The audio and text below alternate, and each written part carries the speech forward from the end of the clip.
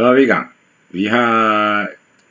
Jeg har skrevet Create Kahoot IT heroppe i adresselinjen.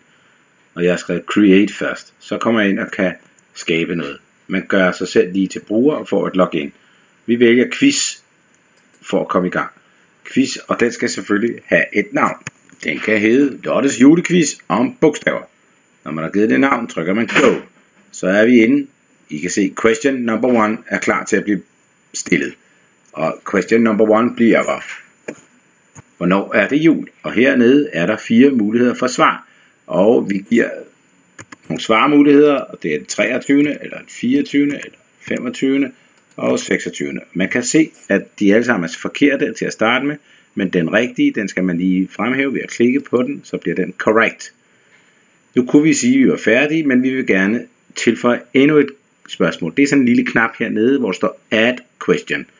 Det trykker jeg på, så ser vi her. Så kom question number 2. Og question number 2 kunne jo være noget med fodbold, eller noget med Lottes bogstaver. Det er jo helt op til jer selv. Hvornår blev Danmark europamester i fodbold?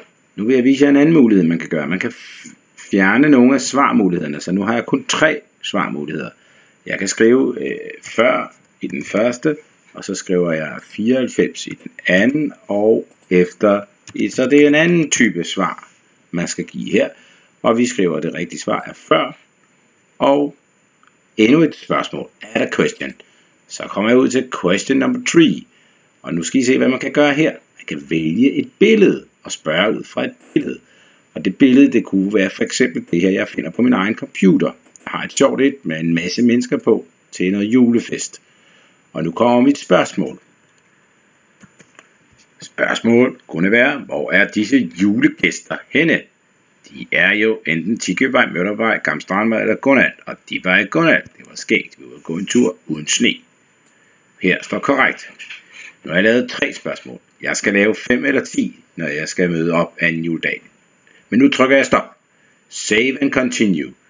Så har vi her muligheden for at rykke lidt rundt på, hvis man synes det. Vi bevarer de 20 sekunder på hvert spørgsmål. Det laver vi ikke om, og man kan lige ændre noget heroppe. Jeg er ved at være færdig, så jeg trykker Save and Continue. Her har jeg muligheden for at lave om på Language. Det behøver jeg ikke. Det her, det skal jeg vælge, og jeg vælger en af tingene. Vi tager Social. Og her, det skal jeg også vælge, og vi skriver så en beskrivelse. Det har jeg nu gjort, og så er jeg færdig. Så trykker jeg Save and Continue. Og så trykker jeg Done. Og så kan man trykke Preview, og så kan man se, hvad man har lavet. Og så er man i gang. God fornøjelse.